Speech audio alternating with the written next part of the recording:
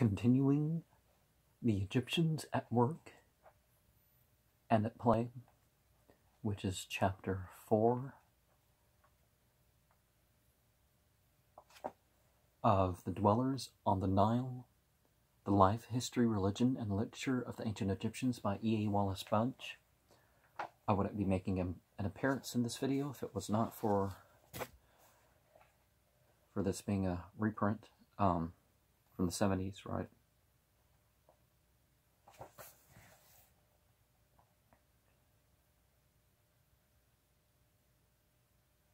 So the hippopotamus. It's interesting that the hippopotamus kills more people than the lions do. So the hippopotamus is a symbol of evil. Makes perfect sense, doesn't it? In the days of Abba Bennas, a hippopotamus used to come and trample down and eat the crops of a certain monastery, but when Abba, in a gentle voice, adjured it to depart in the name of Christ, the animal went away and was no more seen. Well, perhaps no one had talked to it before, and it didn't really matter what you said to it, but Palladius, Paradise of the Fathers, Book 1, 337.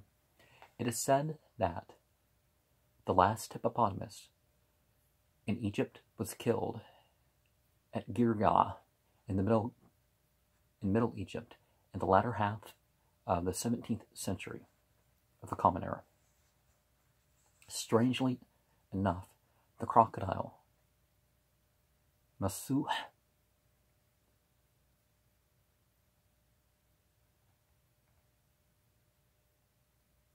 and it's not just a lizard there, it's a crocodile. Masuh, yeah. Probably one possessing certain marks, was protected and worshipped as a god, and its dead body was embalmed and preserved carefully. Some of the modern Sudani tribes revered this creature, and a sacred crocodile was living in a tank at Khartoum as late as 1838 of the Common Era. The ordinary crocodile was ruthlessly killed whenever opportunity offered, but certain parts of his body were dried and powdered and used in medicine, and even today, crocodile dust is eaten as an aphrodisiac. The Depi seems to have been a peculiarly destructive creature. Well, that's a variety of crocodile is.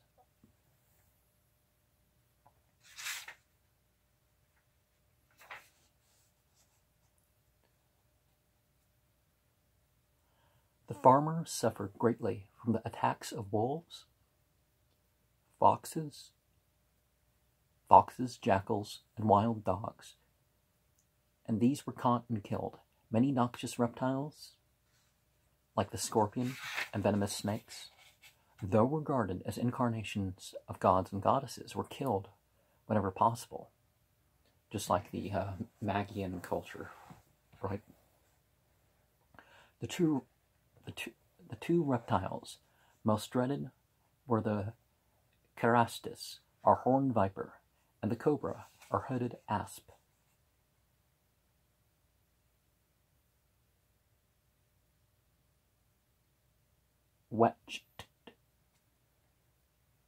Like many other ancient nations, the Egyptians believed that a number of composite or fabulous animals lived in the deserts. Among these were the Sutju, which has the head and neck of a serpent and the body of a leopard, the Suffer, which has an eagle's head and a lion's body, from the back of which grow a pair of wings, the Sog, which has the head of a hawk and the body, which the forepart is that of a lion and the hind part that of a horse, with a tail terminating in a lotus flower, and with 8 teats, a leopard with a human head and a pair of wings growing out of the back, the Shah, which has long, square ears directed backwards like the animal of Set, the griffin, and the man-headed lion, or Sphinx, the monster Ammit, or Eater of the Dead, It's part crocodile, part lion, and part hippopotamus. And what if these animals were not just what if they were talking about something spiritual, or at least psychic? 2 years ago, when the contents of the tombs of Tutankhamun were being discussed, it was asserted by some writers that the couches had been sent to Egypt as gifts by Mesopotamian kings, and that the method followed in their construction was that of Mesopotamian origin. To this statement, I objected. In a little book on Tutankhamun, and I showed that the couches were of Egyptian origin, and that the beast represented by them was Ammit. In his book, A Century of Excavation in the Land of the Pharaohs, the writer refers to this matter and quotes Sir Flinders Petrie to show that my view was incorrect. But unfortunately, this eminent authority, who is no Assyriologist, has made a serious mistake. The Tal al-Amarna letter, which he quotes to support his erroneous view, was not written to Amenhotep III, but Kadashman and Lil, as Sir Flinders states, but by Amenhotep III to Kadashman and Lil.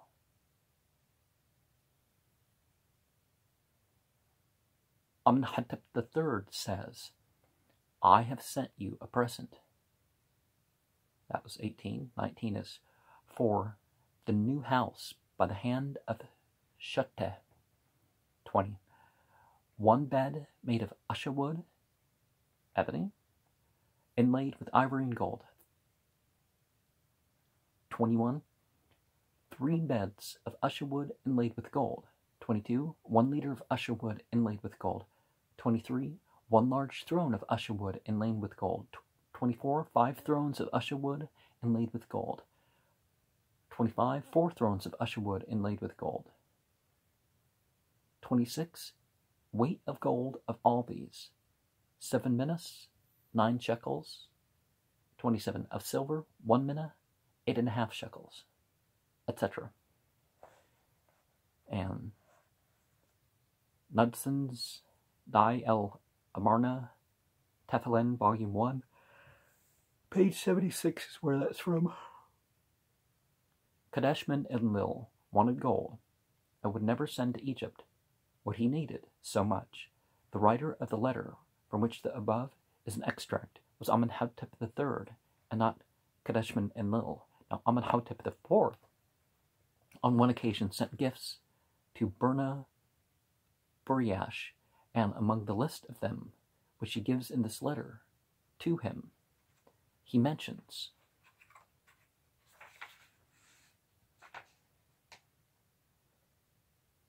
column 2, lines 19 and 20, 1 bed inlaid with gold, the feet of which are protecting spirits, 1 bed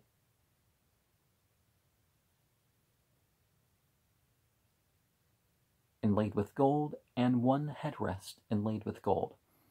The letter was written by Amenhotep IV to Burna Buriash, and the use of the word lamasa, protecting spirits, shows that the legs of the bed were made in the form of those animals. Thus, 2 kings of Egypt gave beds or couches to kings in Babylonia, and the theory that the couches in Tutankhamun's tomb were made in Mesopotamia is wholly without foundation, and as Professor Petrie has obviously made a mistake as to the writer of the letter on which he relies for proof of this theory, further discussion is unnecessary. But while expert Assyriologists are able to settle such points for themselves by consulting the cuneiform texts, the general reader cannot do so. And in this case, it is necessary to state the facts in detail to prevent further promulgation of errors. Among the fabulous creatures of the desert may perhaps be mentioned the animal which is the symbol of the god Set. Now, I went into this detail about the 5 physical animals that connects to, but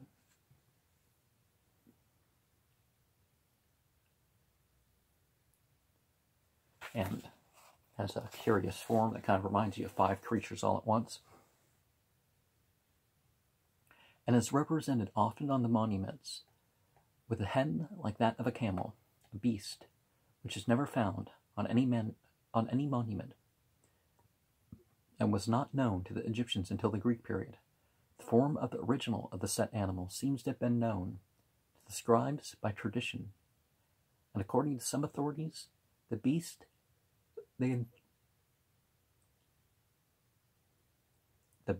intended to draw was the okapi, or zebra.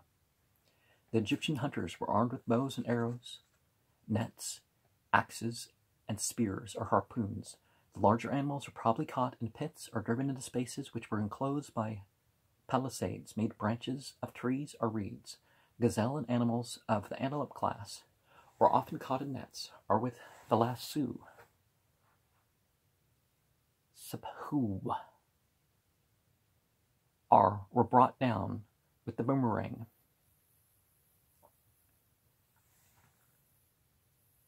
Kamau. Was it just Kamau? So I think I mispronounced something earlier, because if that's a ma, it much in the way that, okay, but not a ma like the birds of all kinds, with the exception of the ostrich, now, are were caught in nets, and fish were speared or trapped, are caught in nets. During the inundation, and immediately afterwards, the fishermen caught great numbers of all kinds of fish, from the large so-called Nile salmon, which came down from the Sudan, into the very small fish, which were found in those basins which resemble whitebait, those that they could not consume at the time as their catches, they preserved for future use, as they did also the meat of the animals they killed and could not eat at the time of killing, by storing them in earthen pots with salt in abundance. The natives of Upper Egypt do the same now, and having filled large earthen pots with alternative layers of salt and fish, they seal their mouths with lumps of Nile mud. Before the railway across the Abu Hamid Desert was made, every caravan carried several of these jars of salted fish, partially for the use of the camel men on their journey, and partially as gifts to their friends at Berber and Shindi. Now, in the Quran, we have the story of Moses and his companion. In the longer version of, in the inspired details of the story, we have the mention of possibly a salted fish, or maybe it was a fish kept alive in a bucket of salt water.